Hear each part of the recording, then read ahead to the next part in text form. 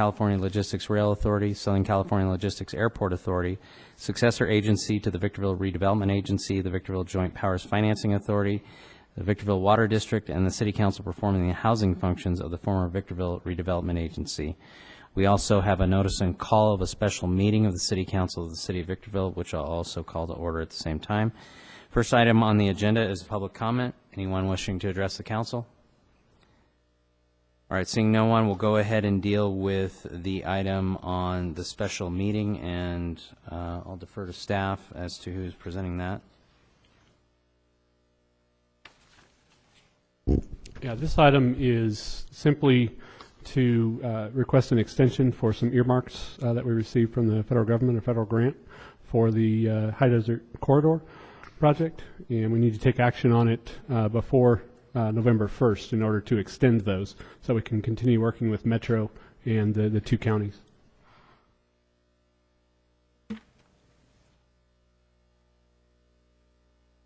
Doug, did you say High Desert Corridor or Nisqually interchange? Because the staff report talks about I was told it was High Desert Corridor. Is it the ones that have been switched over to Nisqually? looking for a time extension from the State Department of Finance for federal funds to be used for the design of the La Mesa Nisqually I-15 interchange. I'm sorry, my mistake. And it is La Mesa Nisqually. authorize the extension of the request form in connection with that. Thank you, Andre. All right, we'll entertain a motion on that item. I'll make the motion. Second. Voice. Okay, then all in favor? Aye. Aye. Any opposed? This project, I don't understand which project it is. Is it the one that we're building right now? Yes, it's for additional funding for the Nisqually interchange project. And it comes from a grant? Correct. Aye. All right, we'll now have announcement of closed session by our city attorney. Thank you, Mayor McEachran. We have 4 closed session items. They are all existing litigation pursuant to Government Code 54956.9A. The case names and the case numbers are all set forth on the agenda, and to the extent there is any reportable action, we will report that either immediately at the close of the closed session or immediately prior to the start of the 7 o'clock meeting. All right, we'll now move into closed session.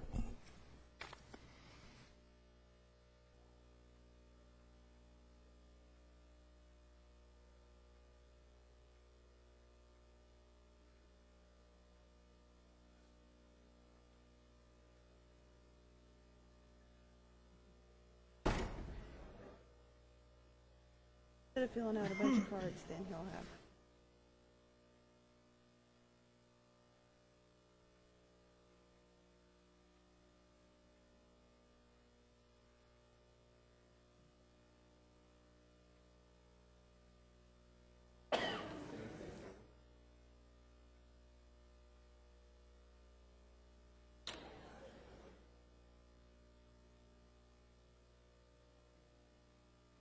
Oh, okay. Oh, okay. We're all going to be done. I reminded him, I says, I'm one How many cars does he have? About 8, probably? Yeah. At least, I yeah. did, but I kept getting closer. It was funny.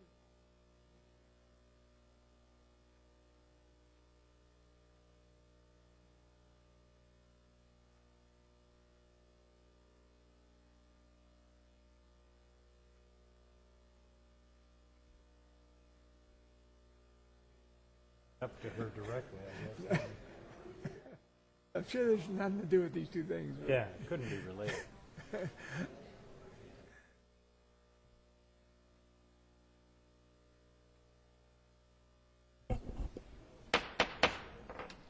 Good evening. I'd like to call back to order the regular meeting of the City Council of the City of Victorville, and the City Council sitting as the Library Board of Trustees, Southern California Logistics Rail Authority, Southern California Logistics Airport Authority, successor agency to the Victorville Redevelopment Agency, the Victorville Joint Powers Financing Authority, Victorville Water District, and the City Council performing the housing functions of the former Victorville Redevelopment Agency. This time we'll have any announcements out of closed session. Thank you, Mayor McEachran. We had 4 closed session items. They were all existing litigation pursuant to Government Code 54956.9A. With respect to item C, and the parties and the case numbers are all set forth on the agenda. There is reportable action with respect to item C, which was the Creed 21 Inland Oversight Committee versus the City of Victorville, Rudy Cabriales et al. The direction and the reportable action is that the city voted to defend the city and Mr. Cabriales and regarding that lawsuit, because we have to have a defense before the end of the month, and the vote to defend was 3-1 with Mayor McEachran abstaining because of conflicts, and Councilwoman Angela Valles voting no. All right, thank you. We'll now move into our invocation and Pledge of Allegiance. Our invocation tonight will be led by Pastor Larry White from Horizon Church, and Pledge of Allegiance by our Victorville Police Department Chief, Don Yoder. Thank you, Mr. Mayor. Would you bow your hearts and heads with me as we pray? Lord, we come to you this evening and we recognize that as we consider the founding fathers of this country, we realize that you are truly our founding father.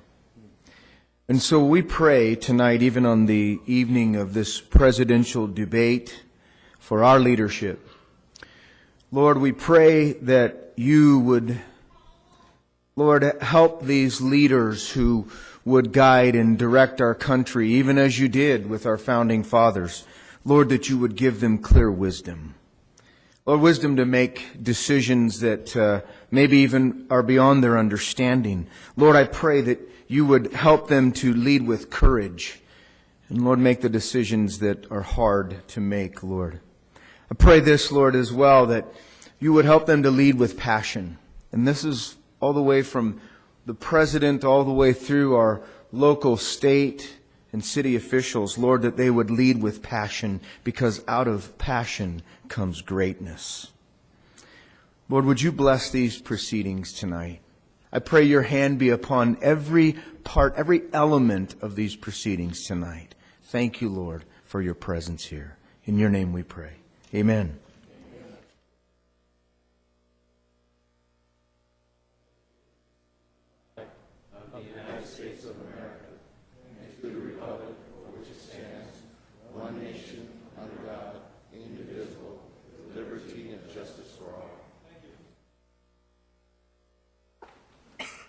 Mayor McEachran, if I might, I just want to supplement my comments on the closed session item, reportable action, just so for the benefit of the public. That is the lawsuit actually by Corey Briggs. The plaintiffs are differently named, but it's the litigation that's challenging the Walmart decision. All right.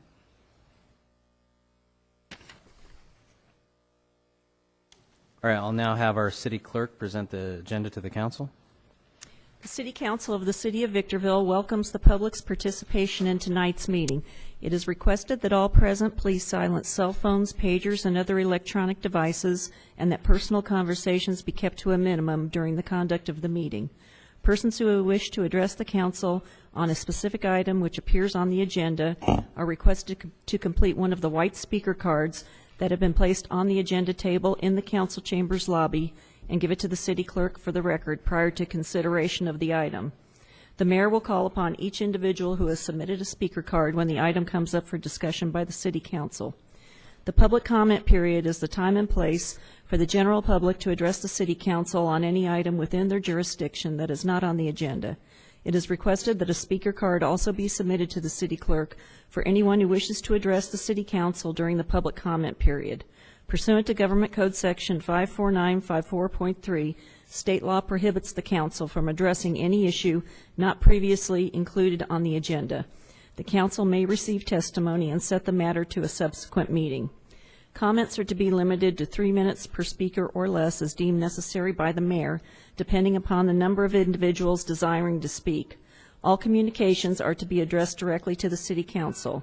Individual comments to staff or members of the audience are not permitted. Individuals who fail to adhere to these guidelines may be asked to yield the floor. Any individual or group who engages in disruptive conduct during the meeting will be removed from the chambers by order of the mayor. Disruptive conduct includes, but is not limited to, addressing the council without being recognized, not addressing the subject before the council, repetitiously addressing the same subject, failing to relinquish the podium when requested to do so, verbal outbursts or comments from the audience. Thank you for your cooperation and adherence to these rules. All documents to be considered for approval at this meeting are before the council. There are a couple of revisions on tonight's agenda. Regarding item number 7, Councilmember Baez has provided a memo for the City Council, and that is on the dais for your information. And there is a request from the staff and city attorney to continue the public hearing items number 12 and 13 after those hearing items are open and any public testimony is taken. Those are all the revisions I have, Mayor McEachron. All right, thank you. And we will not consider that a disruption. No, She's too cute. not a public outburst. Yeah. All right, we'll now move into public comment, and I do have a few cards here. Dorothy Miller.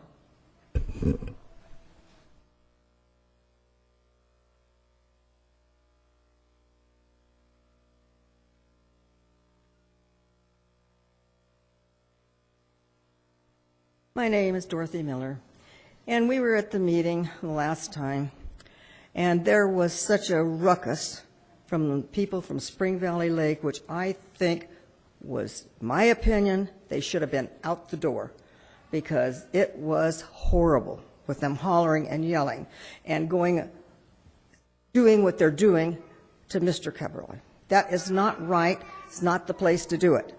Same thing with serving him here. I don't believe they could do that legally. I don't know, but I'm just telling you what I think. Another thing we have a big problem with is we got one person on the council that sits up there and says, oh, the attorney fees are so high. Oh, attorney. We need to change attorneys.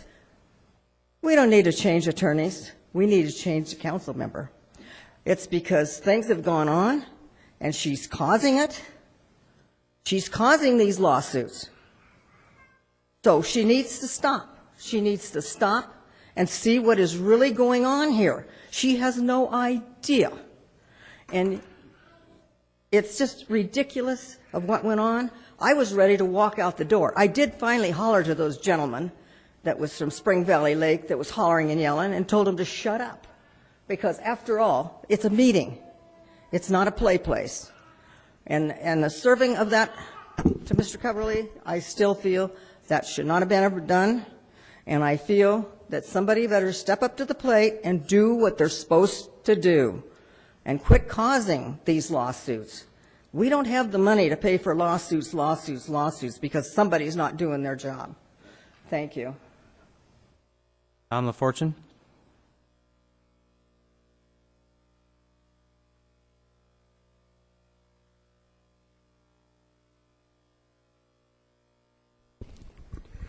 Yeah, I want to talk about the city finances tonight, or lack thereof.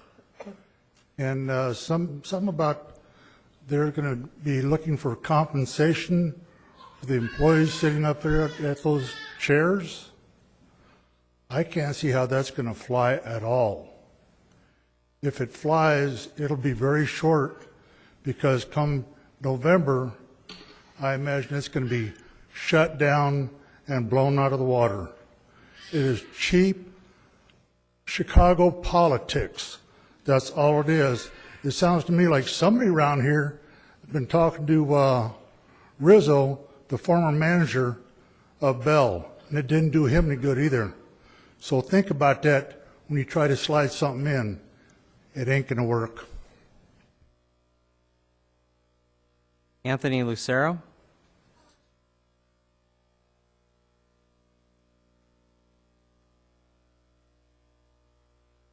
Good evening, Mayor, council members. My name is Anthony Lucero. I am a resident of this great city of Victorville. I'm a co-owner of a small business here in our town of Victorville. I also donate my time to feed the homeless down in Old Town Victorville at the St. Joan of Arc Church, Catholic Church. You all know we have a big problem there. There's every other building is for lease. We need to clean that up. That's one of my issues. There's streets over here that need to be paved.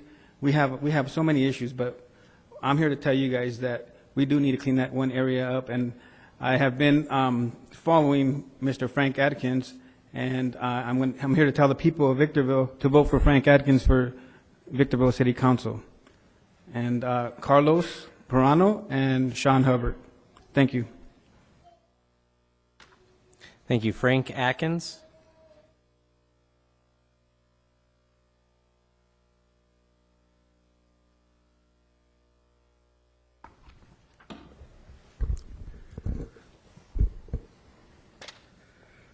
Hello, Council. Hello, everyone. My name is Frank Atkins. I reside in the city of Victorville and am a candidate on the ballot for Victorville City Council.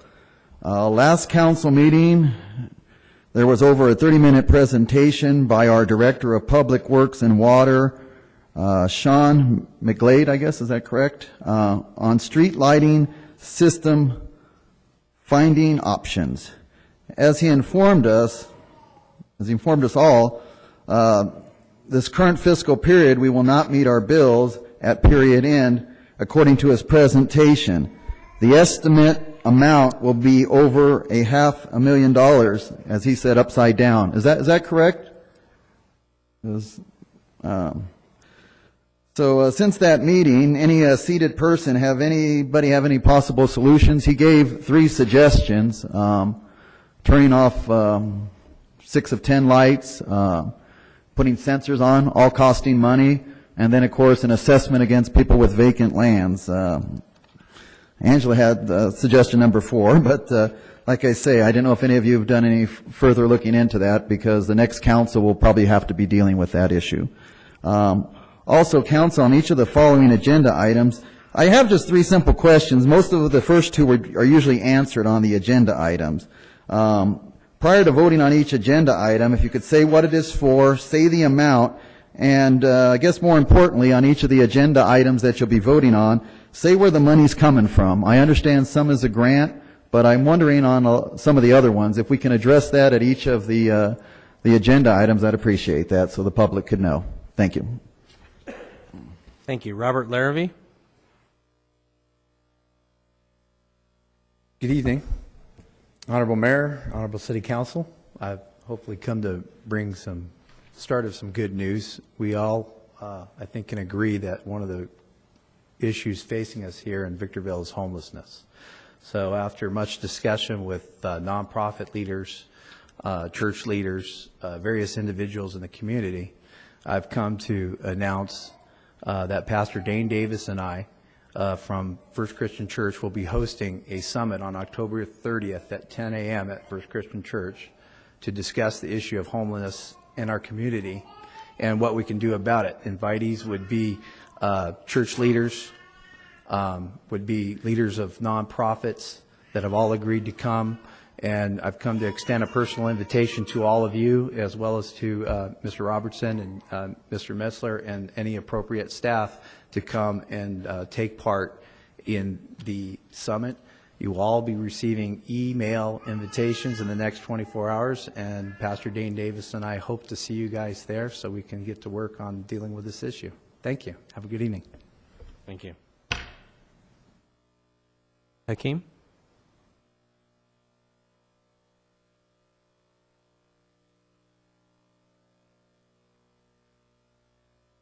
I think maybe she has something to say to us, right?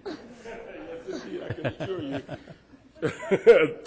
This was not the plan. Hello, Honorable Mayor and Honorable Council. This was not the plan earlier today, but nevertheless, here it is. Ayana is 10 months, and I want to spare you guys, so once I speak, we'll go ahead and leave. But one of the things, go ahead. What I want to talk to you guys about was, what would you define as an ideal community in your minds? An ideal community. An ideal community has several characteristics that are universal. Those characteristics include a lot of different things that I won't go over right now in front of you, but I want you guys to think about that. What is the ideal community? And then secondly, how close is Victorville to that ideal community?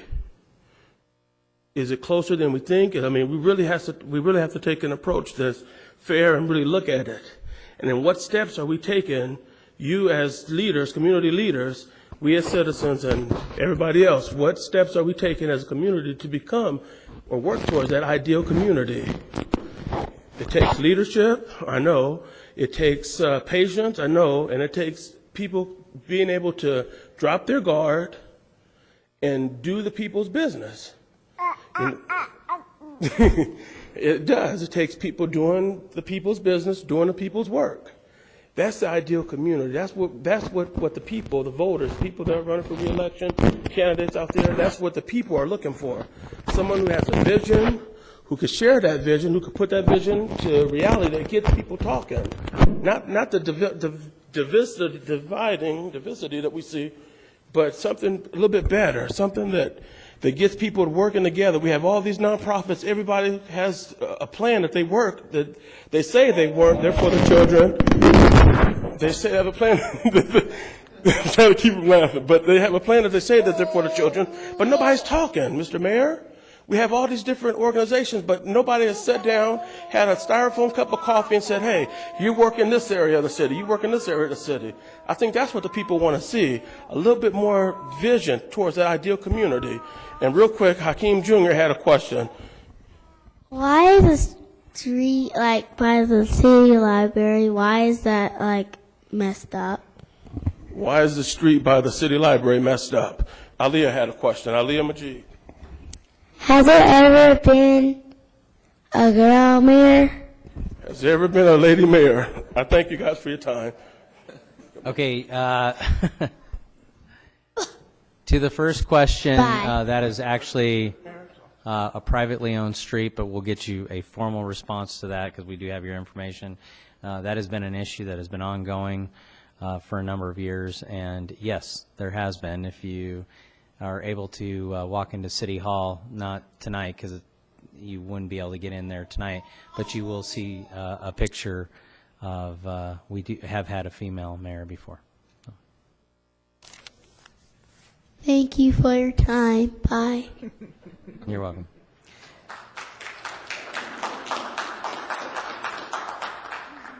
If we could get the majority of our residents to be involved like those children have been involved tonight, that would be great, wouldn't it? Carlos Pirano.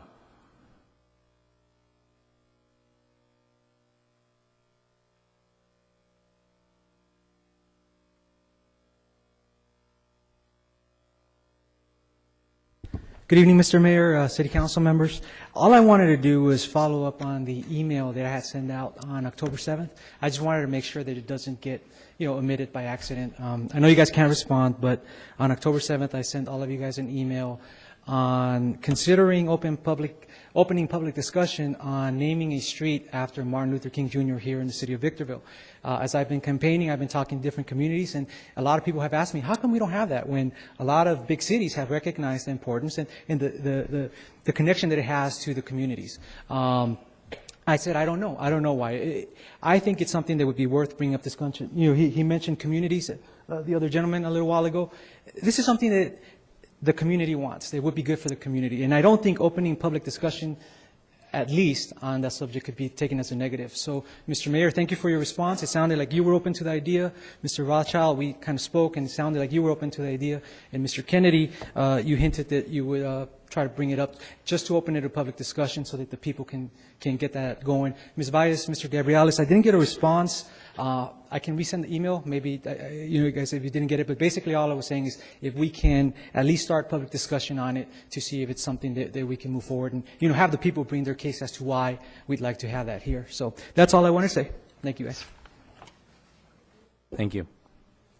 All right, those are all the cards I have under public comments, so we'll move into the rest of our agenda. Under the Library Board of Trustees, we do have the consent calendar, agenda item number 4.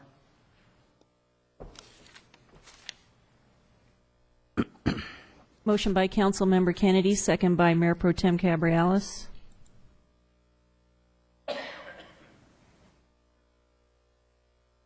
Was there a report missing in my agenda? Because I only saw the one for August. It says there's one for July.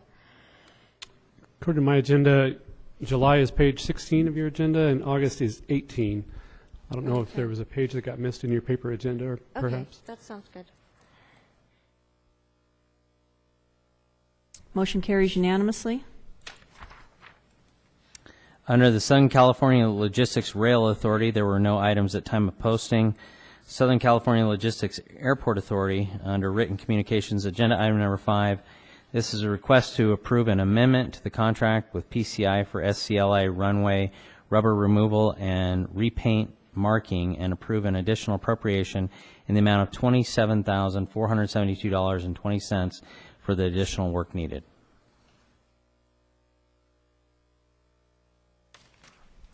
Motion by Mayor Pro Tem Cabrera, second by Councilmember Rothschild.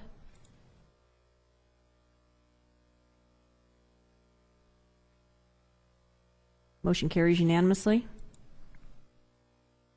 Agenda item number 6 is a request to approve Amendment 1 to the sublease agreement with the Victor Valley College, VVC, authorizing the college to conduct an FAA-approved and certificated aviation airframe and power plant program and secure additional parking space for an ancillary aircraft training aid.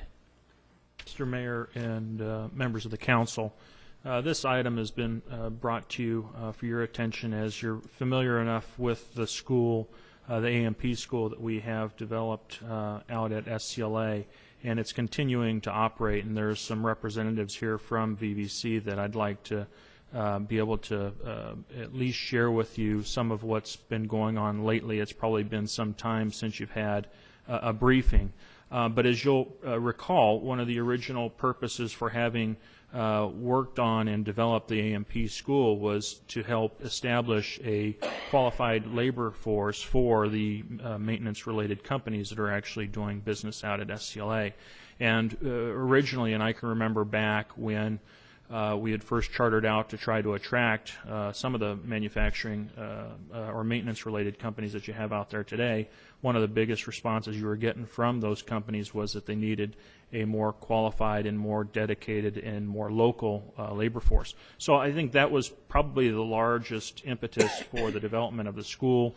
The program has evolved over time, but started in partnership between the Airport Authority, the city, the County of San Bernardino. First District Supervisor Brad Mitzelvelt has been instrumentally involved in providing funding. And the program initially started largely with grant funds that we obtained either through the state or the federal government. So it's been a very successful program. Feels like a year now that the program has actually been transitioned over to the Victor Valley College, to which we were able to identify long-term the program is likely best suited to be run by the VVC, and with that they've actually made some great strides in continuing the program, expanding the program, and increasing the student population for the school. Very generally, they've been operating with us under a lease agreement. It's a no-cost lease agreement where effectively our contribution to the continued school effort has been not charging a lease rate associated with the buildings that they occupy. We also pay for some of the overhead costs such as electricity and janitorial service. And we continue to do that and fund that out of the SCLA operating funds. This amendment has really been brought forward to you largely to amend the leasehold footprint to allow for some parking of some aircraft that they actually had donated to it. Those aircraft serve as training tools for the students that are part of the program, so it gives them real hands-on visual perspective of working on aircraft. Also, it allows for the amendment of the uses provisions of the lease to allow for some FAA certified testing operations to occur, which are actually critical at the end of the day for the students going to the school to actually get their test and get their FAA certified AMP license. So that is a background, and I certainly thought it would be appropriate, since again it's been some time since you've had an update, to invite representatives from the college. Mr. Peter Allen is here, I see in the audience, that can probably give you an update as to where the school is today, and maybe even share with you some forethought as to what life looks like going forward. Peter. Can we also hear, Peter, how many have participated in this program? How many have graduated? Where they're working? Do you know? I have that information. Good. Well, Keith talked a lot about the original grant that came from Supervisor Mitzenfeld, and That's a $500,000 endowment, which is used to pay the faculty that teach out of that program. We're very appreciative of the cooperation between the City of Victorville and Victor Valley College in continuing to provide the facility for this training program. We currently have 63 students enrolled in the aviation classes, and the way it works is they work on a cohort. There's 25 students in each cohort. The next class will be made up from 384 applications that we've received on our website for students to attend this class, the A&P class. So that's we have to somehow come up with 25 successful students out of 384 applications. So that's going to be a challenge. It's a very popular class. We have 26 of the students that are currently resident in the program that are currently working at SCLA. They work for Southern California Aviation, Pacific Aerospace Research and Technologies, Northrop Delta, and General Atomics. So we've got quite a few employers that are employing the graduates from this program, not just graduates, but students that are currently enrolled in the program. We have on loan, as Keith mentioned, 2 airplanes. They're both 727s. One of them is a passenger airplane with no engines, but the interior is all intact, so students can work on the interior of the airplane and get practice their skills on that part of the training. All the seats and galleys are there. The other airplane is a 727 cargo plane which has engines, and so the students can actually fire up the engines and practice, maintain the engines and all that kind of thing. The college works very closely with the FAA to make sure that we're in compliance with the operational manuals and curriculum for the school. We've received approval from the United States Air Force Real Property Management that we're in compliance with their regulations. And we've secured about $100,000 in Perkins funds, which is a grant provided to CTE courses to help students transition from college to work. And then finally, we recently completed a $30,000 upgrade to convert three classrooms into smart classrooms. And what that does is provides internet access. It provides the ability to have real-time solutions to issues in the classroom. And that has made a huge difference to the ability of the students to be able to complete their curriculum. So we're very proud of the program. It's been a great program for Victor Valley College. As I said, it's one of our more popular programs. As you all probably know, we're going through financial difficulties at the college. If Proposition 30 doesn't pass, we'll have another $3 million cut to our general fund budget, which means we're going to be reducing a significant number of sections because we'll have about 900 unfunded full-time equivalent students. We're not going to cut the aviation program. The aviation program will continue in the winter session and in the summer session because, when the students are enrolled in a certain segment of the course, you can't stop them from continuing with that segment. They have to continue that segment so the next cohort can come in and take their segment. So in spite of the fact that we'll be cutting a lot of general education sections, we will not be cutting any of the aviation program sections. Any questions? Yes. Just a couple of add-ons to that. This is an incredible program. It was started under Jim Worsham, and he carried it the first few years, and then Brad came in with the grant to begin to build it. And finally, and the most significant thing is that the college became a full partner in this thing. And those jobs out there are careers. They're not just jobs. They're careers. And not only are they self-fulfilling unto themselves to have that coming out of the college, but the aviation industry all over knows of this school that's here on this airport. And so as we begin to expand, we're just beginning the expansion. We've got all of our hangars out there and everything are full. We're going to build more hangars. And the reason that the aviation industry, FedEx and others are looking at us is that school sitting there, they know they can put those people in play out there. And I bet you, I don't know what the statistics, I'd be surprised if more than a handful of them get away from us for not getting hired immediately right at the airport. And those that don't get hired at the airport, they're either going to get hired in town here with some technical job, or somebody down the hill, LAX, or somebody else is going to grab them off. And that's an incredible thing. It's self-limiting to 25 right now, but hopefully as more and more we get more resources in play, that school will even expand some more. Essentially, we're limited by the size of the classrooms at the moment and the number of faculty. If we had more classrooms and more faculty, we could have more spots. So that's a factor that we have to think about. Jim? No? Did I answer all your questions? I didn't answer them? You answered them all. You got them. Thank you, Mr. Mayor and Council. I appreciate the time. Thank you. That is all the cards I have, so I'll return to the council for a decision. Motion by Councilmember Valles, second by Mayor Pro Tem Cabrialis.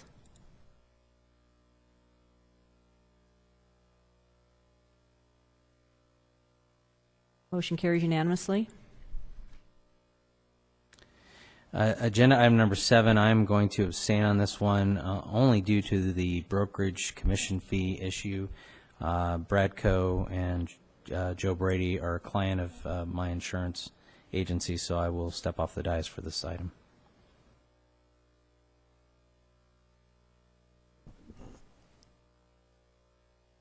I have some questions. Are you? Well, let me start it first. Item number 7 is a request to approve a standard sublease agreement. And do we have a staff report on it before we begin discussion? Mr. Mayor Pro Tem and members of the council, do appreciate the opportunity to bring this item before you. This item involves the sublease of hangar and office facilities at SCLA. These are facilities that had been recently vacated by the U.S. Army Black Hawk operation. Buildings 761 and 771 is how we typically refer to them. And these are facilities that are in the remote area in the northeast quadrant of the airport grounds on the airport. This transaction is the result of marketing efforts and actually having been approached by a broker representing a PAG. This is a transaction that we negotiated with the broker on PAG's behalf, and what you have before you is a 5-year sublease transaction that is actually valued at, over the first 5 years, $1.6 million. It breaks down to about $26,000 a month. There are some concessions in the initial year or the first year of the transaction. There is a brokerage commission. There also is an allowance for tenant improvements in an amount not to exceed $25,000. That's largely for cosmetic improvements to make the office areas more usable, things like painting and carpet. But with that, we had actually entertained this, and including 2 other transactions. This was the transaction that we negotiated with the highest value for the airport and the most expedient in terms of occupancy. The expected start date for this tenant to take on the facility would be November 1st. This is funding that would go to the airport operations. It's funding that had not been budgeted. As a part of our budgeting effort, we do conservatively budget, and for facilities that don't have a lease term attached to them, we certainly don't budget those revenues. And accordingly, this effectively this revenue then becomes new revenue for the airport operations. Staff is recommending approval. There's a memorandum here. I don't know if you had time to see it, from Councilwoman Angela Myers with there's 7 questions.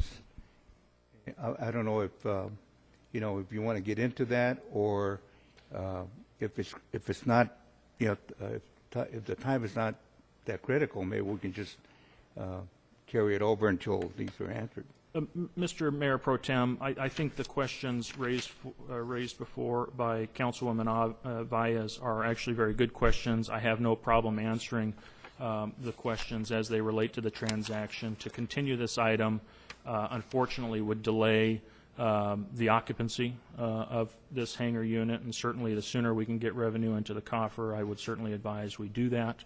And the questions raised very specifically focus around just the commission component of the transaction, and they're fairly straightforward questions. So if appropriate, and Councilwoman Valles presented this, I don't have a problem just reading the questions off, or unless you want to read them all. I would go ahead and request that you just go one by one and just answer those questions. You know, you might not even have to go one by one. I just don't understand if we have staff that work for you, for the airport, and then we have Sterling that we contract with, why are we paying a commission fee to someone on the outside to do this? Why isn't our staff or the people we contract with contacting PAG? Yes, and good questions, and I think I can speak from a general perspective to answer your questions. First of all, Sterling is not involved in the on-airport operations. We did actually renegotiate our contract with them. I believe it feels like late 2010, I think it was November or October of 2010, where we restructured our agreement with them and basically backed them out of anything to do with the on-airport operations, including asset management and including the marketing and the leasing. So we did take that on. The marketing element is something that we took on ourselves, and we market in multiple forms, including making and preserving relationships we have with the brokerage community. It's very traditional, and I think the easiest way to compare our role as owners of real estate out there is we are in the real estate business because we own real estate, and to do transactions, it's very customary, very traditional to have to compensate brokerage commissions in cases where either the lessee or the lessor is represented. Certainly we've done transactions where there hasn't been a broker involved, and of course that becomes effectively a savings in commission to us as the lessor. But in this particular case, we marketed the facilities. We were approached in this case by the broker representing PAG, and PAG is a tenant at the former George Air Force Base at SCLA, but they're not a tenant or a current tenant of SCLA-A. We do not lease them facilities. I had actually been approached after I'd already been talking with a couple of other tenants, and certainly price and time frame to occupy made this transaction work. But very typically, if you were to do an arm's length transaction with a brokerage firm where they were representing you on property, they have the ability to charge commission. Typically the commission is broken down to be a percentage that represents the buyer's representation or the seller's representation. That's very customary for 6% to be a standard fee. And in fact, we do have representation on property that's not on the airport that actually went through a bidding process for the brokerage services, where we actually have identified 6% as the customary fee structure. In this particular case, broken down, the commission that's being paid to the Bradco companies is 2.5%. And that 2.5% is actually structured over time and actually even based upon performance, so very much different than the typical payment upon execution of lease. We actually are requiring performance by the tenant to actually pay and be current on the lease, and also we did negotiate a commission that's even less than what would be typically characterized as the traditional real estate commission. So it's not something that was developed arbitrarily. It was negotiated. Mr. Brady, in fact, did represent the PAG team, and quite candidly, especially based upon past experience with PAG, had Mr. Brady not been involved, it's not likely that I would have been bringing this transaction before you tonight. Okay, I still didn't get my question answered. Why didn't our staff contact PAG? We did not know that they were in the market for this facility. Do we have marketing staff here? We do have marketing staff that works under my direction, yes. you know, there can't be a lot of people in the need for hangars. I would think that there would be like a list out there that they would put out there. I just have a problem with paying staff and then paying commissions on the outside.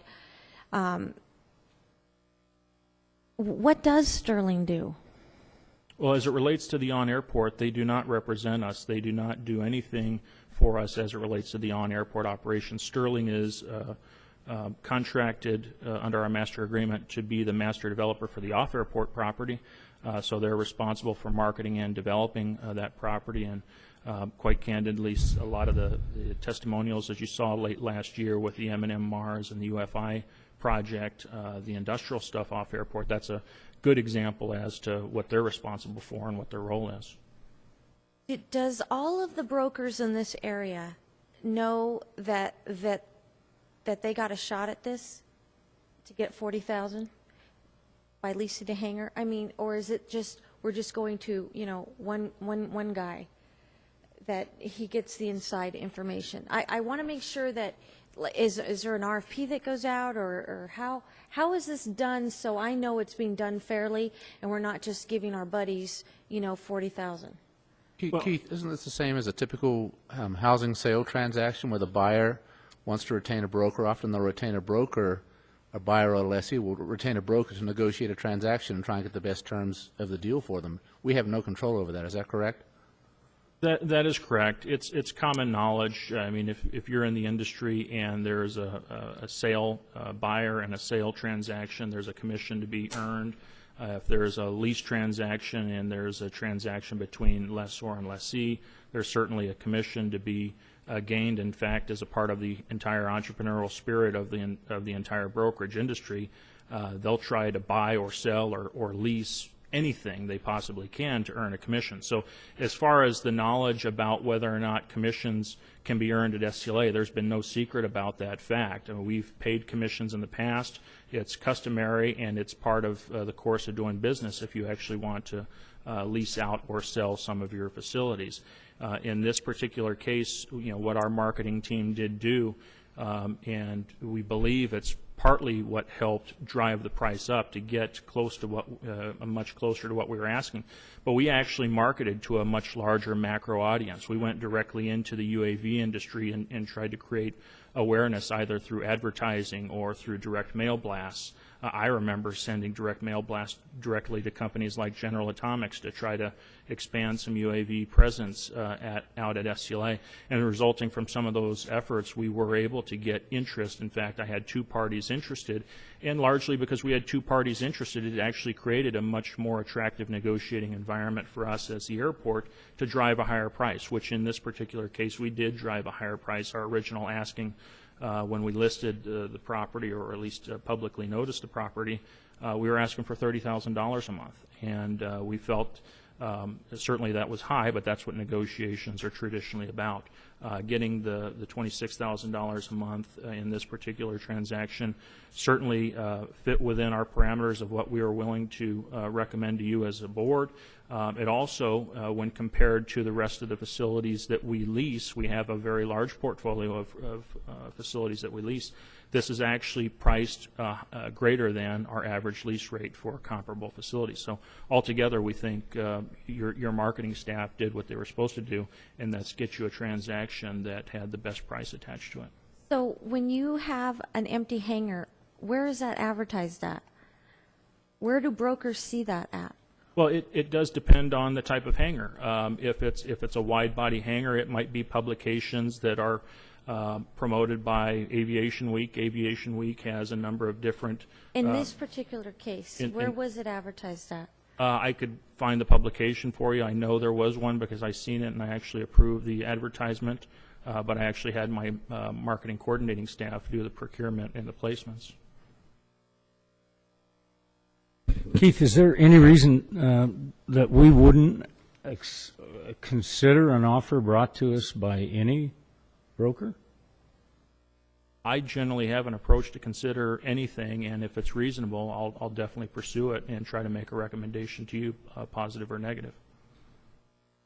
Well, you know, it's interesting, just as a side note, my son is in the commercial real estate business, and they do a lot of commercial leasing. more than selling. They do both, but they do leasing. And I asked him, are you looking at any of the lease opportunities out at the base? And he said, no, that's really not the market that we work in. We're more interested in the retail kind of facilities that are going to be in shopping areas. Because that's where their brokerage has decided to focus. So I'm not sure even if every broker in town knew it was available that they'd all be jumping at it. That's a very good point, and that's partly why we didn't necessarily expect that our audience to lease this building was in our backyard. I mean, this is a very niche market. You really have to find a way to get into the decision makers' minds as to those that are actually operating, whether they're conducting maintenance or painting operations or actually needing to store, say, corporate aircraft. That was one targeted industry that we thought might be suitable for these hangars. These hangars aren't the big wide-body hangars that you're used to seeing right there on the apron line. These are hangars that were designed much more for helicopter use, and that's why we actually spent more of our time chasing after the unmanned aviation flight systems, because we thought that would be the most suitable in terms of a type of user that's out there in the marketplace, given the physical dimensions we had in the buildings, notwithstanding its remote nature. It's actually very remote. These are the former alert hangars, and they were the first responders, and they were designed really to be a first responder facility for jet aircraft to fight off a terrorist threat. Back when they were developed, it was believed that the Japanese were, our biggest threat on the Western Pacific. So that's what these facilities are for, and they're not the most universal to, say, a wide body or even a narrow body jet. Any other questions? Okay, call for the vote.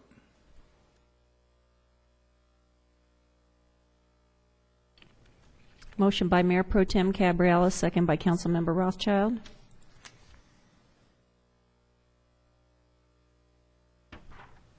Motion carries with Mayor McEachran absent and Councilmember Vyas voting no.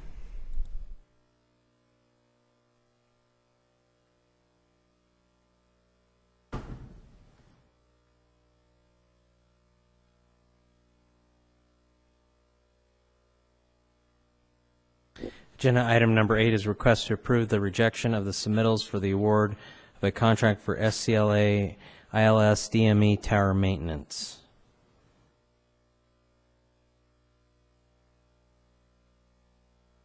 Motion by Councilmember Rothschild, second by Councilmember Kennedy.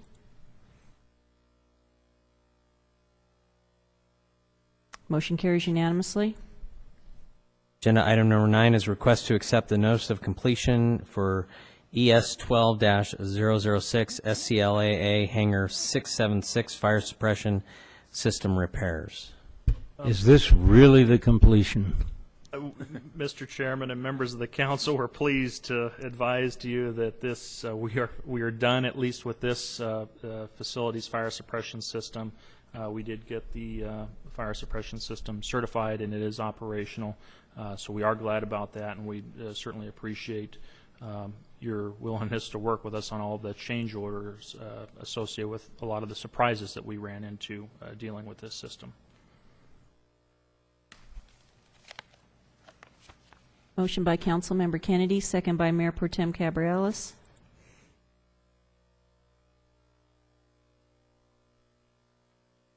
Motion carries unanimously. Agenda item number 10, this is a request to award a professional services contract to PB America for SCLA runway 321 rehabilitation design in the amount of $599,201.53 and approve an additional appropriation in the amount of $59,122. Mr. Chairman and members of the board, this is the byproduct of a recent grant award that you received from the FAA in connection with what will ultimately become the redesign and reconstruction of runway 321. Runway 321 is your crosswind runway, and by technical standards, it is being fixed with Band-Aids, for lack of better description. It's definitely in need of repair, and I think if there's any highlight to this is that This item allows us to get moving right away on the actual design work and understanding the FAA process. The experience traditionally is you don't typically, as an airport, get a grant for design services unless they're expecting to fund the construction. So what we're planning to do is move forward with this design work. The federal fiscal calendar starts October 1st of every year, so we're certainly expecting to get this design work done, and we're hoping around this time next year to have gotten the actual notice of award for the runway reconstruction, which we're currently estimating at roughly an $8 million construction project. I just take note of the fact that this is the reason why we're making money out the airport, to leverage grants like this where feds come in and they offer a substantial amount of money here to improve the runways, and then we can put up 10%. If we weren't making money out the airport, it would be difficult to come by this kind of leverage money.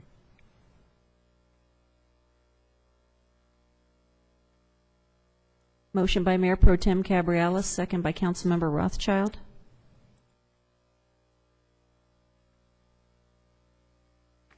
Motion carries unanimously.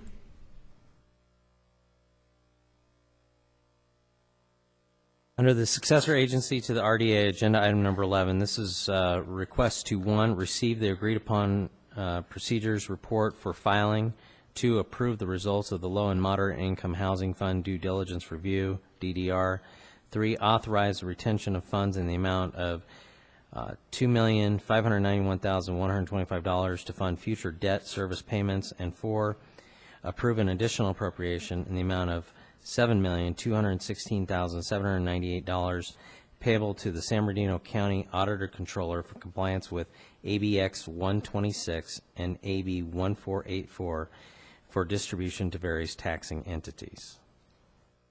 Mr. Mayor and members of the board, staff is reluctantly making this recommendation to you because we're not excited about having to dissolve in Victorville what has been a successful operation in having run a redevelopment agency.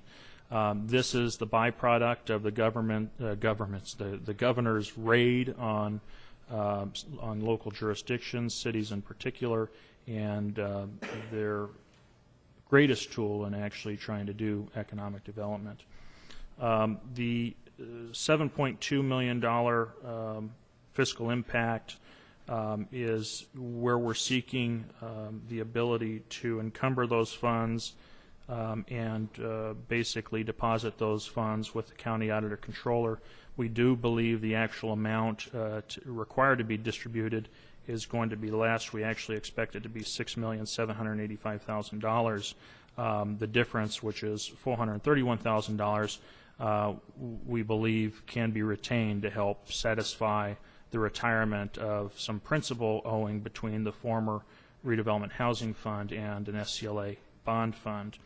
But altogether, the two big items that you're dealing with in here involve an AUP, which is an acronym for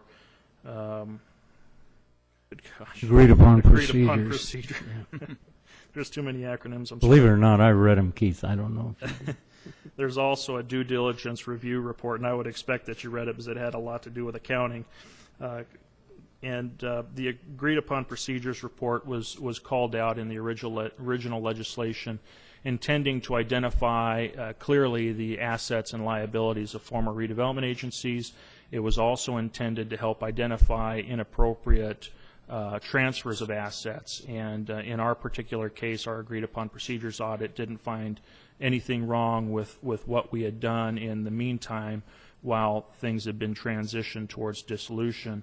The DDR, the due diligence review, actually took things one step forward, resulting from AB 1484, which actually attempted to quantify the amounts of unencumbered funds that need to be returned to the county auditor controller and then effectively distributed to the respective taxing entities. This $7.2 million represents the unencumbered housing funds that were being managed by your redevelopment agency.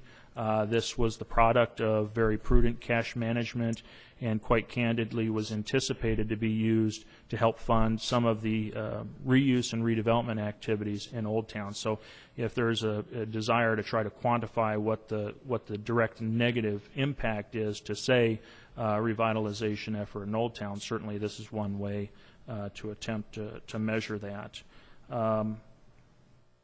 Notwithstanding, of course, the long-term effect of not having to be able to rely on that tax increment going forward. This is an item that was approved last week by the Oversight Board. The Oversight Board did amend the recommendation, which is the same thing that I'm asking for from you tonight, and that is to authorize the distribution of up to $7.2 million. However, we've already sought from the state Controller's Office that we only be required to distribute $6.7 million. With that, staff is reluctantly recommending approval.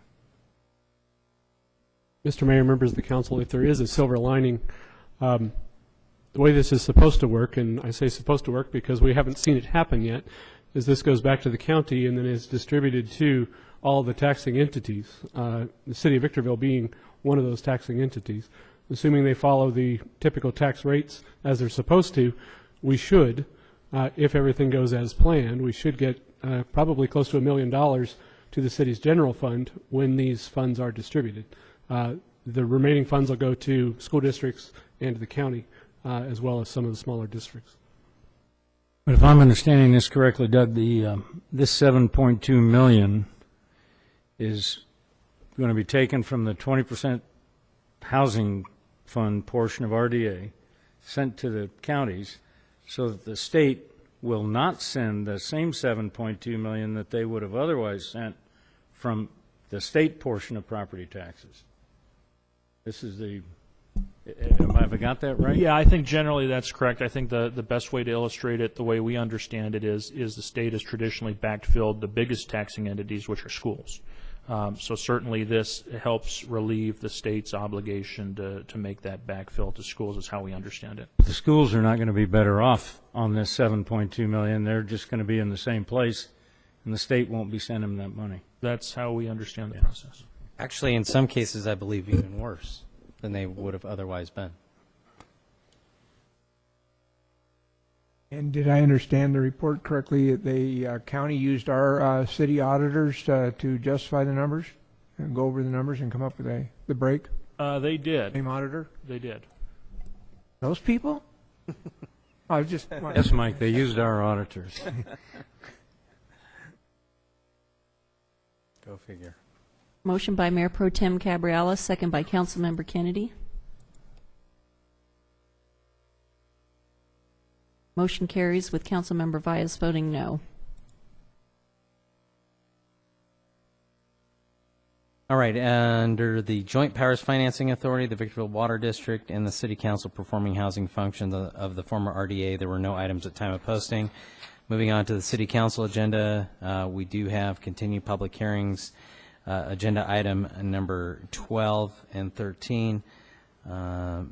Dbornowski, I understand that staff's requesting a continuance on both these items, so it'd be appropriate for me to reopen the public hearing, That is any testimony, and then continue the items? That would be correct, and it's not staff that's asking for the continuance, it's mine, and if I might give you the rationale for my request.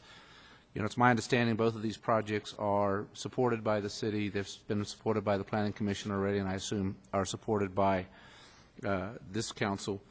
My concern is that these are projects that have been challenged by Corey Briggs.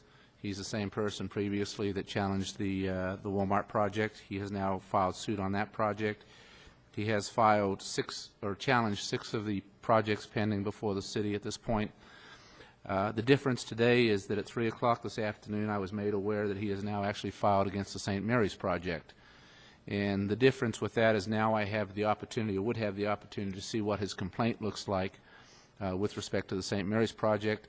His challenges to these 2 projects and his challenges to the St. Mary's projects are typically on the same kinds of grounds. They challenge CEQA, they challenge our general plan amendment. So it would give us the opportunity to provide a response I know staff would be prepared to provide a response. Doesn't believe there's a lot of merit to Mr. Briggs's claims. I'd like the opportunity to look at the lawsuits, and that way I think staff would be in a position to prepare responses as part of the administrative public hearing process so that we can make these two cases bulletproof and hopefully knock out any lawsuit at the initial stages. So it's essentially my request, it's not staff's. Again, you know, I know that I think both the proponents of the projects want to proceed, but the city is going to be sued. It did get sued in the St. Mary's litigation, and I'd just like an opportunity. I know it's a 3-week delay to have a chance to prepare responses to whatever is in that complaint so that we can make these things bulletproof, or as bulletproof as we can. If the city is sued, they also sue the entity that's proposing the project? They sue the entity that's the proponent of the project, and in most of our instances, we have an indemnification requirement that the applicant is required to indemnify the city in case of those challenges. So I think there's a benefit actually to the applicant here if we have the opportunity to present a case and present a response that is dispositive of all the issues raised in the complaint. So if we lose the lawsuit, the applicant has to give the city the money that was involved in the loss? That's correct. They're required to indemnify the city in connection with these planning commission items.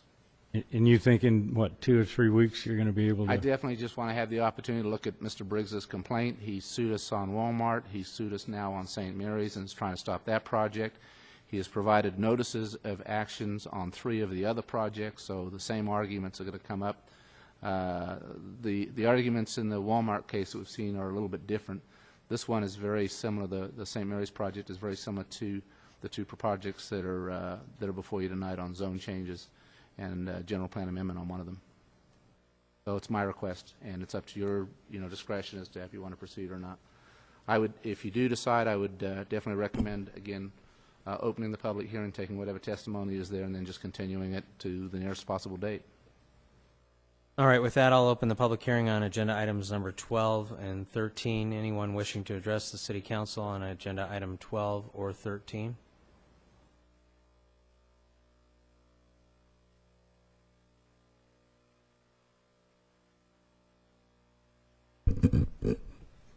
Evening.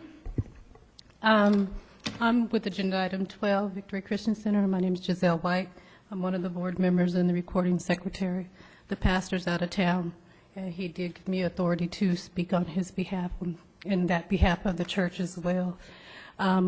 Just as you had another proposal tonight that you said it's going to delay them moving in and moving forward with their vision and what it is they have to do, this is the same thing that we're looking at. No, the church does not want to indemnify to the city.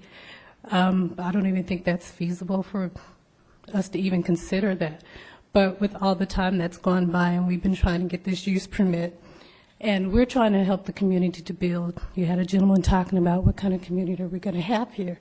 And if we keep and continue and allow all these people, well, this person, to throw all these notices of actions on every project that comes forward in the city, is that right for him to bestow his whatever grandiose plans he has on everyone that's here? He's really put the city in a lockdown position. And for our church right now, we're spending extra dollars because we sold the property that we did have here in Victorville to another church. They took over possession the first of the month when the escrow closed. And now we're leasing space at Comfort Suites just to hold our Sunday services and our Tuesday night Bible studies. And so that's costing us additional money. I don't know if Mr. whatever his name is, Briggs, if he's willing to reimburse us these monies that we are putting out for this additional lease, but I don't think that it's right for the city to put everything on lockdown because of one person. I understand as an attorney you want to make sure there's no backlash coming. This was presented a few weeks ago, and if you have not seen his notice of intent or notice of action so that you could know, can we move forward or not? Don't lump us in with Walmart and with St. Mary's because you're talking huge entities, or we're just talking a small little community church that's here to fulfill a vision. The difference to date has been in the past, Mr. Briggs is basically what I would call almost an extortionist. He typically challenges projects with the hopes of getting a settlement payment. His tactics seem to have changed on these last two, where he is now filing the suit. Did not think he was going to file a suit on St. Mary's because it seems to be a popular project up here. At 3 o'clock today, I got notice from the attorneys for St. Mary's that he has in fact filed a suit. My request to the council is just that we have the opportunity to look at that suit. It will probably, the same allegations I would assume are going to be in the challenge, because he's put us on notice that he's going to challenge your project, and just to be able to prepare a better response at this time in the proceedings. Again, it's up to the council to decide, and I understand the hurt and the pain it puts you through. I understand that. Well, my understanding is his challenge is based on noise and traffic And problems. solar, he uses to his advantage some of the vague provisions of the California Environmental Quality Act, and he litigates and typically throws a shotgun complaint. A lot of these issues in a shotgun complaint, I mean, he just basically alleges everything regardless of whether it has merit or not. I just want the opportunity to go through the complaint and see those issues that may have merit, if staff has responded to them adequately, and that we feel like we have a very strong position in terms of blowing him out of the water in case he does, well, I think he will sue. Well, if the council decides to continue this, I encourage all of you on Sunday morning at 9 o'clock to drive up Hesperia Road in Silica, that intersection. See how much traffic there is not. Because there's no traffic there at 9 o'clock on a Sunday morning. At 7 o'clock on a Tuesday evening, there's no traffic in that intersection. So we need to really move forward with this so you can take us out of the knot that he's got you guys in. And I don't know what you're going to do with him, but he should not be able to affect everyone in Victorville. Thank you. Mr. Mayor and members of the council and the folks from the church, just so you're aware, all of our agenda items that come through Planning Commission do have an indemnification clause as one of the conditions of approval. And this one is actually in their conditions of approval, that you would be required to indemnify the city against the lawsuit that Mr. Briggs files. And I just wanted to make sure you're aware of that in case this does go forward and ultimately he does file the lawsuit. That would be a requirement as part of the conditions of approval. Just one other little observation. We run into this constantly, and there is a solution to this, really. Recognizing anybody can sue anybody in this country for anything. That's a fact, but there are regulatory rules that can be protected, and what the state ought to do, they won't do, but they ought to do, is set standards that you have to meet to even be a litigant against regulatory agencies. The CEQA is a classic example of anybody from Knob Noster, Missouri on that could sue anybody for anything and shut down a major project like the hospital or anything else. So what this state, they'll never get their head in the game, but what they ought to do is say, okay, before you can file a lawsuit against CEQA, you have to have standing. And that might be a city's agency or a special district agency or the county. Some agency has to have the standing, not just any individual that's out there looking for a lot of legal fees and everything else. That's what ought to happen. So in all of these things, as we're going through and trying to protect our pocketbook and everything else, there are solutions out there, but the solutions, a lot of them, rest in the state legislature or the federal government in some cases. I would add to that postscript that the legislature has actually on very few occasions tried to amend the provisions of CEQA to fast-track projects, but they happen to be football projects, football stadiums in L.A. that people want to have built. So it's absolutely ludicrous. Well, I not only think it's wrong, I think it's unconscionable, but we have a legal system, and he knows how to work that legal system. I think extortion is a pretty descriptive term. I don't know what goes on inside his head, but I know he wants to delay everything he can delay and add cost, and with a hope of getting some kind of settlement. And the best thing we can do for your church, as well as Mr. Tate's project, as well as all the other projects, is make sure we've done everything exactly right so that if it comes to some kind of legal action, our position is defensible and it doesn't come back and become a cost to you. And I'm sorry for the delay, but I'm going to have to go along with the city attorney on this. I'm really sorry for the delay. All right, that was the only card I had on this agenda item. Anyone else wishing to address the council under agenda item number 12 or 13? And would you formally open the public hearing? I apologize, I thought I would do each did. one separately. Okay, well, public hearing is open on agenda item number 12. Anyone else wishing to address the council on agenda item number 12?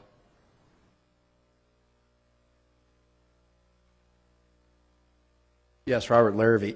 I just wanted to say for the record, the church is located well back from Hesperia Road.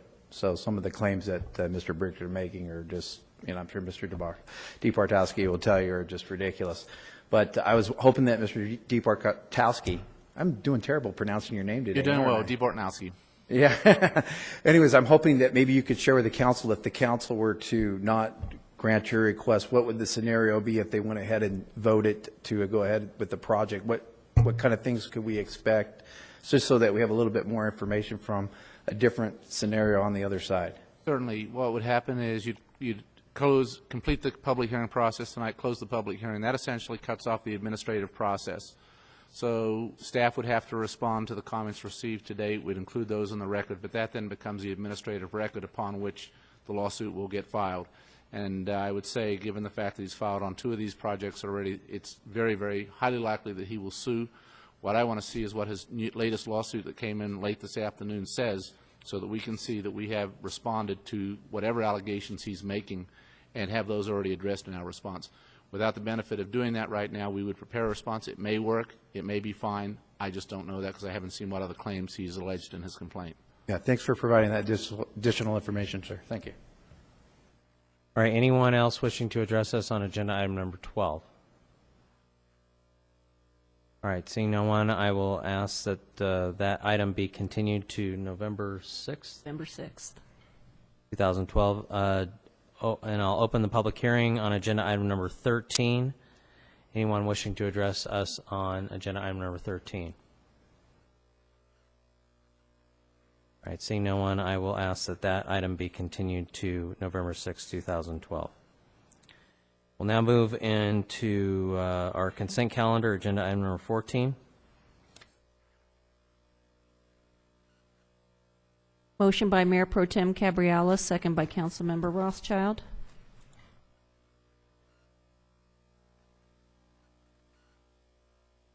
Motion carries unanimously.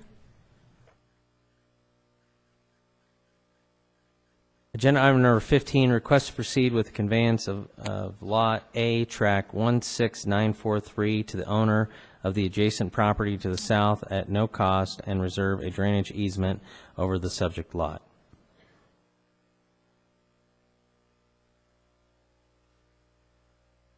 Motion by Councilmember Kennedy, second by Mayor Pro Tem Cabrialis.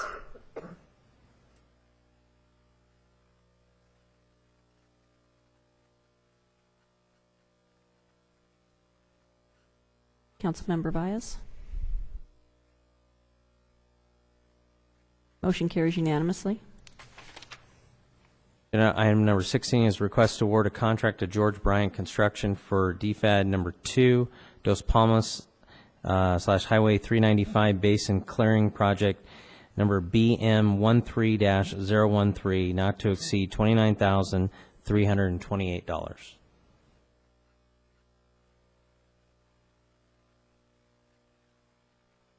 Motion by Councilmember Rothschild, second by Mayor Pro Tem Cabrialis. Motion carries unanimously. Agenda item number 17 is request to approve the La Mesa Nisqually Interchange Contract Change Order number 20 in the amount of $260,990.68 to provide access to the First Assembly of God property and agree to pay 100% of the change order cost.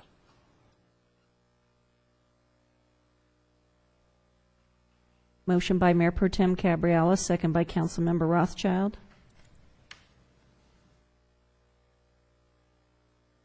Motion carries with Councilmember Baez voting no.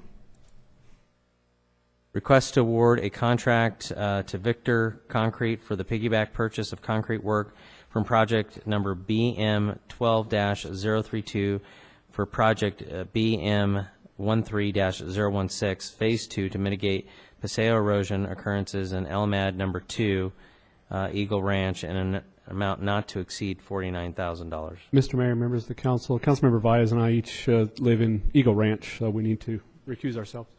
Okay.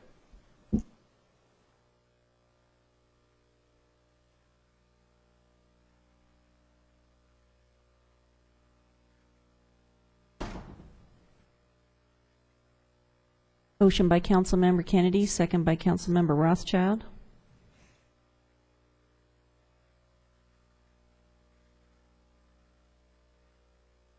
Motion carries with Councilmember Valles absent.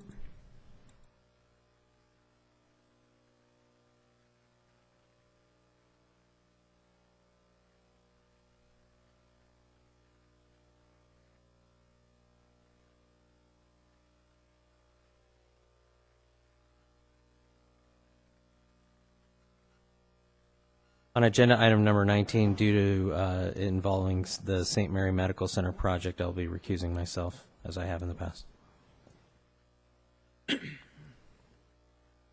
I have a question. Is it time? Haven't opened it yet. Item 19 is a request to approve the combined system impact and facility study with Southern Cal Edison. Is there a staff report? Thank you, Mr. Mayor Pro Tem and members of the council. The utility went through a transition probably 3 years ago or so from attempting self-generation that didn't work to actually buying wholesale power and selling it on the retail market to select customers. Most of them are at, excuse me, at SCLA. This would be potentially a new customer, and what we're requesting is to have Southern California Edison perform the study work in order to see if we can accomplish our goals and put in the infrastructure necessary to provide electric power to St. Mary's Medical Center. This is effectively a chance at new additional revenue that will help us to continue to get closer to a balanced utilities budget, including paying off the bond funds that we currently owe from the failed Foxborough power plant. Doug, is this a shared cost, or is this our portion? This is entirely our cost to do the study work.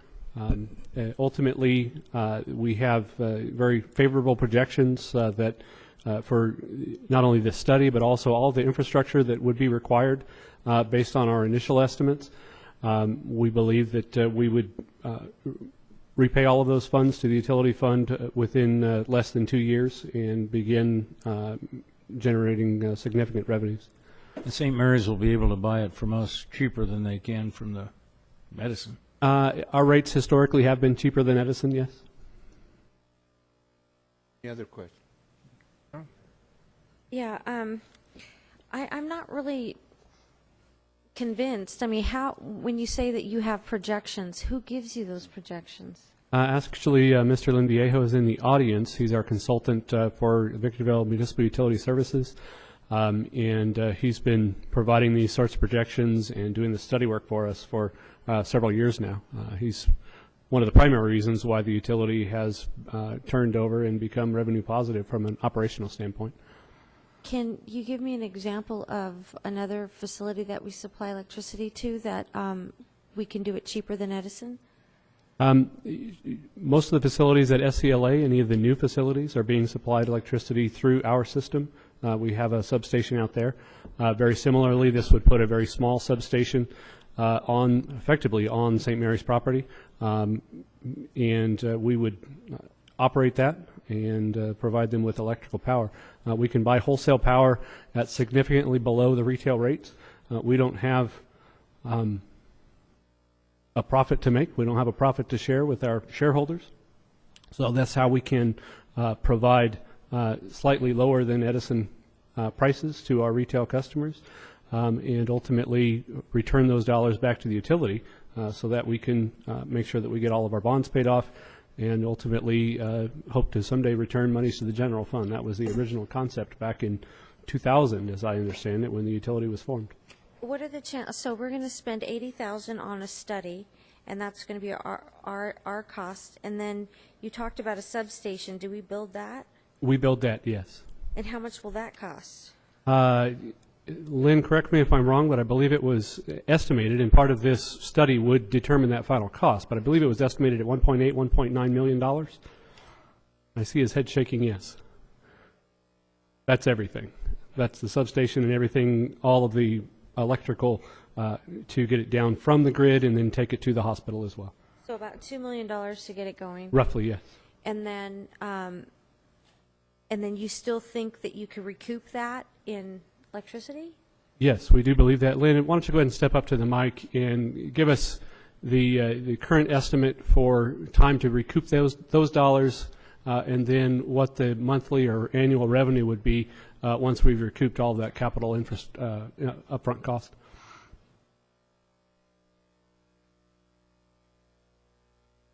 One of the things that we were asked by St. Mary's was what the city's rates were. And as you may know, they have a facility in Apple Valley. So we had available to us the hospital facility in Apple Valley, Edison's current rates, and the city's current rates. So making that comparison, St. Mary's costs are 8% less. So they were attracted to the concept of the city supplying electricity to the new facility. That was their motivation. How much less? 8% less. And Lynn, what would the revenue picture look like for VMUS into the future? It's a 98-acre site, and I think that we gave some statistics about what the load is, and it's about 5.5 megawatts, and I think the sales are about 25,000 megawatt hours, and the forecasted net revenues to the city, that is billed revenues less the cost of power, and the city contracts for power out into the future, in round numbers, is about $500,000. You know, I'm a little bit uncomfortable with this because, you know, we're talking about $2 million, and then I would have thought we would have had like a PowerPoint or something. It was like pulling teeth trying to get him to come up here and talk. And I just feel like we're taking a bath in this, and we're going to get, I mean, like, this is a lot of money to put forward with just a few words being said about what the revenue could be. Okay, first off, it wasn't pulling teeth. I was attempting to answer the questions as best I could. When it got to a level of detail, I thought it appropriate to ask Mr. Viejo to get up. I did. With regard to the ultimate contract with St. Mary's, that's something that would come back to the council later. This is simply to do the study work so that we can provide accurate, detailed, final numbers to the council when we do come back. We do have to make that investment if we want to hope to gain their business. May I add something? The only other thing I would add is that our estimate was based on bringing service from Aqueduct substation all the way to the site across 15. Our initial discussions with Edison would be that that would not be required. So we really anticipate our capital costs to be a relatively much smaller than the number that the city manager estimated. And that's what we'll find out when the study agreement gets completed. So we may be looking at a total capital investment of $400,000 to $500,000. Are you an employee of the city, or are you a consultant? I'm a consultant. This is all that we do, though, is serve public utilities. Have done it for many years, my entire career. And the net revenues in VMUS are the best available method we have for retiring that bond debt after the Carter Burgess adjustments and whatnot. That's an ongoing source of revenue into the future to retire what will probably be about a $35–40 million remaining debt. That's correct. And the only thing I would add is that that's a fairly significant number that the VMUS operations currently provide to the city to assist them in meeting that debt obligation. Multiple millions of dollars. Yeah, and it's important to note, too, that originally the plan was to build a power plant that would generate the revenues to pay off the bond. The power plant, as we all know, was never built. That whole project failed.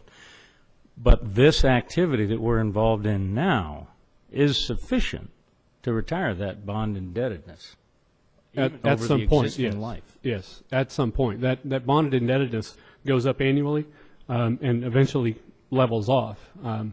This year, I don't have the numbers in front of me, but this year the general fund will need to pick up a small portion of it. If we can continue to grow the utility business for the city, ultimately the general fund will not have to pick up any portion of that. The only other thing I could add, if I may, is the load of a hospital is very attractive. It runs 24 hours a day, 7 days a week, so they're buying energy all the time. But this project serves 98 acres. The hospital is just one of the tenants in that 98 acres. Council members, I have some of those stats shared with me here. Phase 1 is the 126-bed hospital, and the forecasted peak demand was 3.5 megawatts of power. Going into Phase 2, they actually have forecasted peak demand of 2.5 megawatts.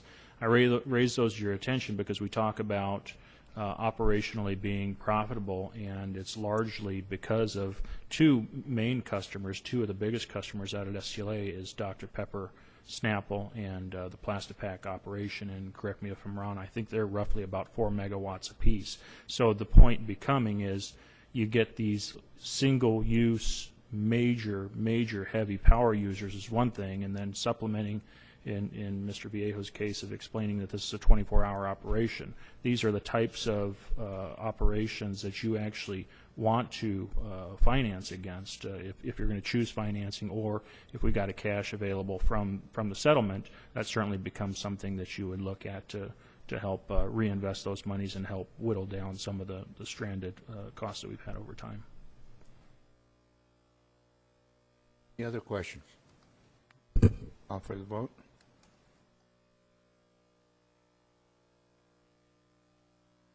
Motion by Mayor Pro Tem Cabrialis, second by Councilmember Kennedy.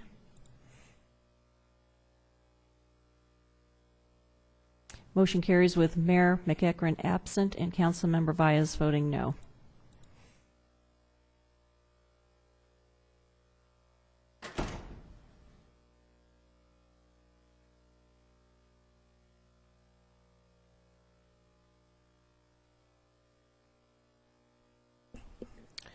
Agenda item number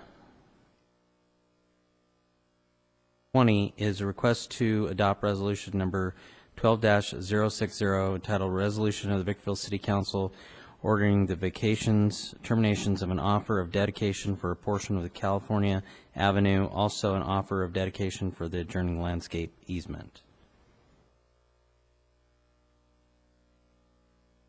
Motion by Mayor Pro Tem Cabrialis, second by Councilmember Kennedy.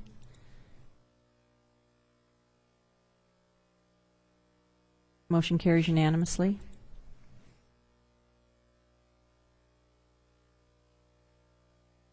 Agenda item number 21 is request to adopt resolution number 12-062 entitled A Resolution of the City Council of the City of Victorville, California, ratifying actions taken by staff to register for participation in the California, can't believe I'm saying this, cap and trade program, authorizing the designated account representatives to take action to implement the direction of the City Council to participate in allowance auctions, and directing staff to use the allowance revenue solely to benefit VMUS retail electricity customers.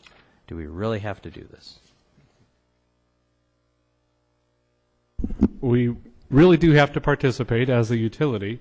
We don't have to, you don't have to ratify this action. However, effectively, there's zero risk to the city. There could become, or actually there will and has, allowances have become available that we could actually auction or participate in auctions and make additional revenue. Effectively, as a utility, we get these allowances, we can sell them and make revenue, but we don't have to do that. If we wanted to stomp our feet and say we hate cap and trade, we could do that, but I wouldn't recommend it. It's something that we are actually required to participate in.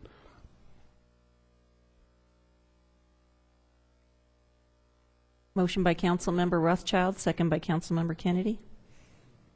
Can't believe you made the motion, Mike. No speech from Councilman Rothschild, huh? I felt somebody had to be the evil one since I sit on the air quality board. Motion carries with Councilmember Vyas voting no. Agenda item number 22 is requested to adopt resolution number 12-061 entitled, "A Resolution of the City Council, City of Victorville revising the table of organization, fixing the rates of compensations, and establishing fringe benefits for employees of the City of Victorville, and superseding resolution number 11-055 and subsequent amendments."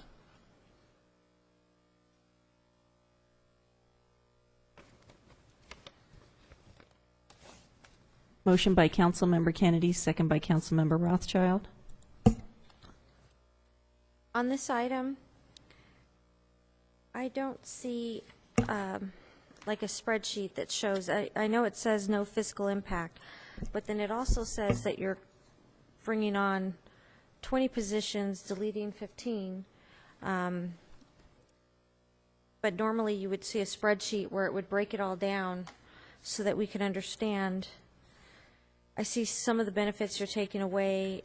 You're bringing back merit increases. Can you tell me a little bit more about this? Sure. This is our annual table of organization resolution. Typically, these are a little bit more exciting than this one.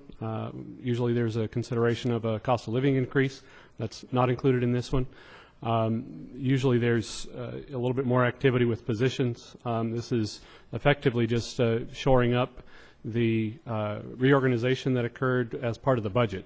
In most organizations where I've worked, this type of an action would all be considered at the time of the budget. All of the changes, all the additions and deletions that are listed in the agenda tonight are part of the budget that was approved. This level of detail wasn't available at that time because of a change in software and a lot of other things.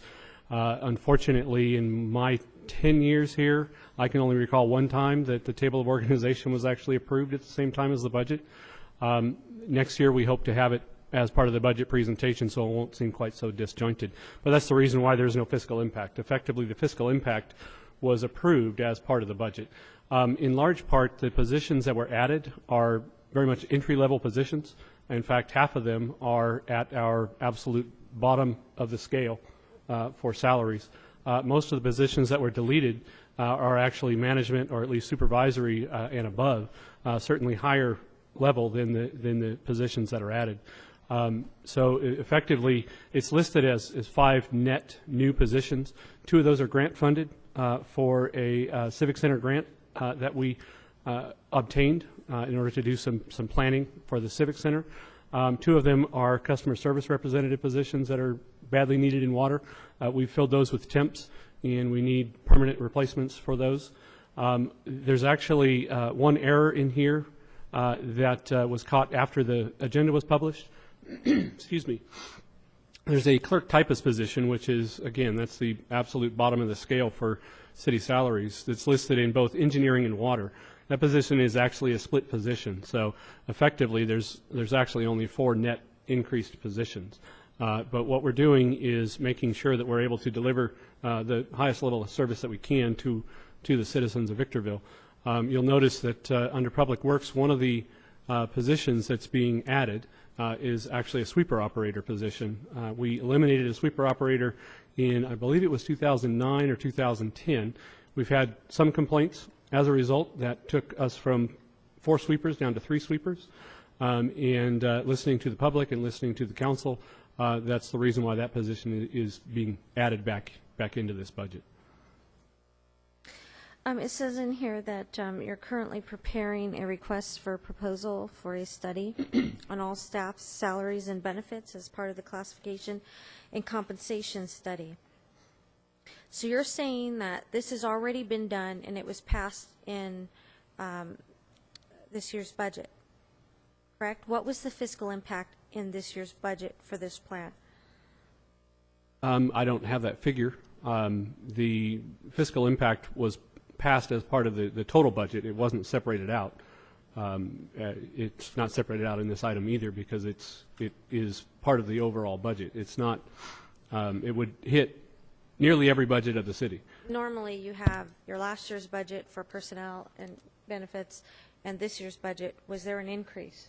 No, actually, there's a decrease. The city's personnel budget has been decreasing for the last at least 4 years. When you absorb the RDA staff at a cost of $1 million per year, how would that be a decrease? And is that implemented in here? That is some of the changes that, may have caused some of the position or title changes, yes. But that absorption is something that was done and was incorporated into this year's budget, yes. So that was an increase? No, that was not an increase because there was no increase in the number of employees. Employees transferred from the RDA to the city or to the water district or to whatever other agency. That would come out of the general fund, correct? Some of those positions are general funded positions, but not all of them were. Many of them, in fact, most of them are actually funded through the airport, which has a surplus. Okay, but then that would be an increase to some of those positions for the general fund. No, actually it wouldn't. The So number you- of those positions did not change. The number of positions when those positions were absorbed did not go up, it did not go down.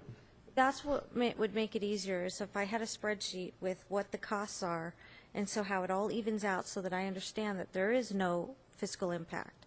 And I don't have that in here, so that's what's making it difficult. I mean, it sounds good the way you're explaining it, but for me to feel comfortable in approving it, I would need like a spreadsheet. Okay. Are you asking for any increase in the budget as a result of this table? No, I am not. We approved the budget in May? I believe it was probably June. June?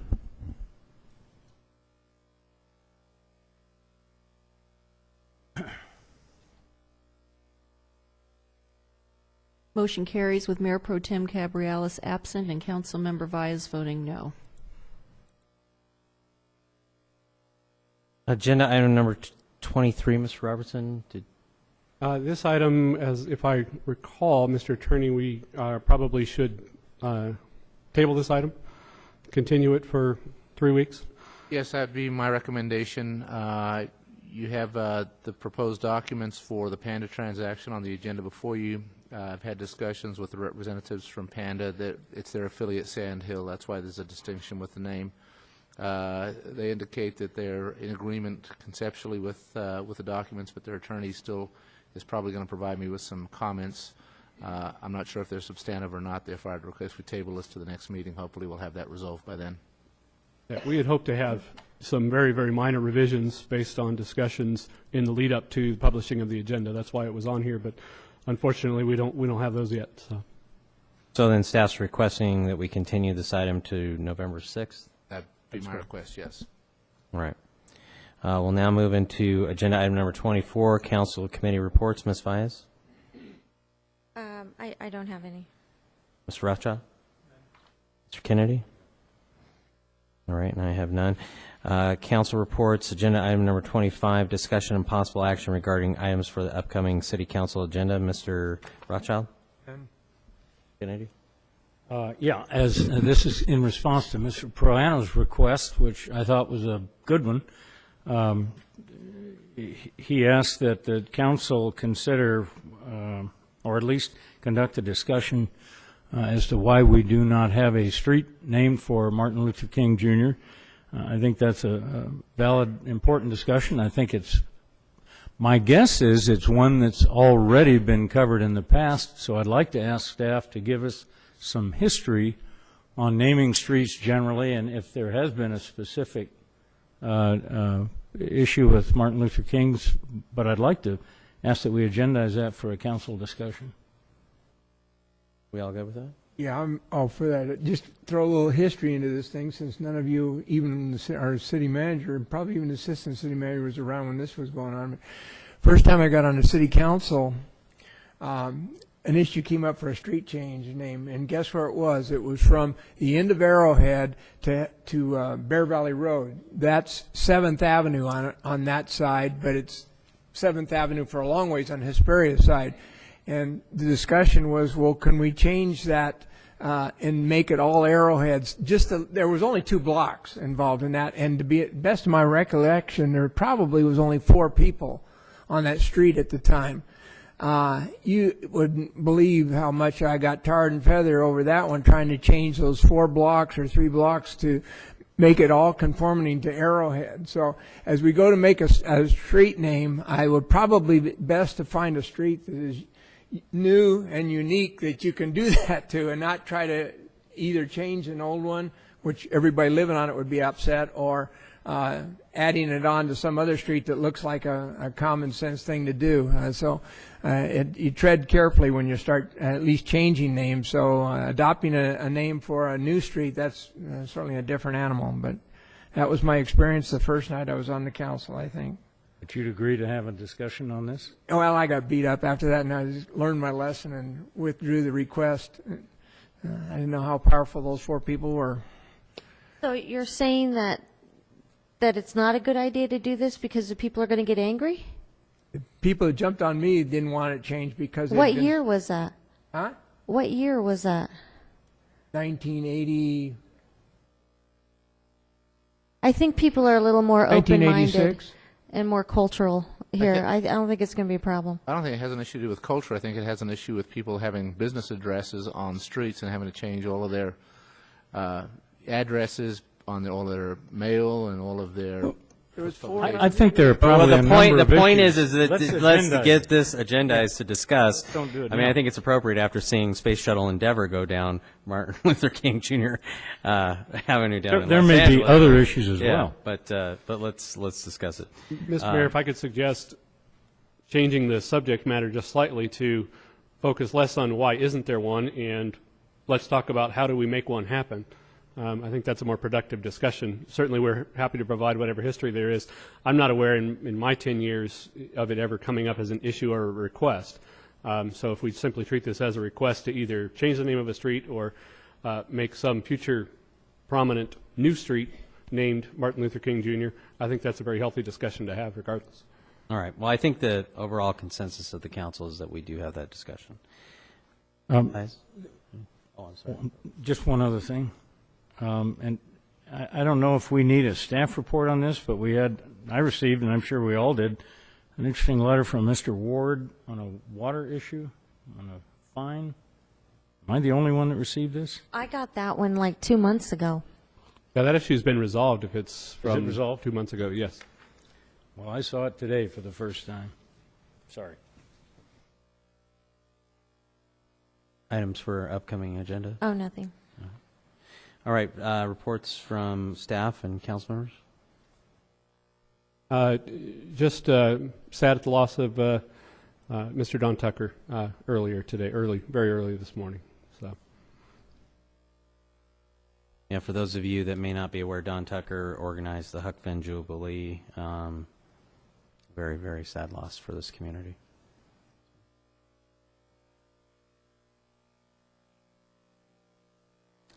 All right, with that, I have nothing else, so we are adjourned.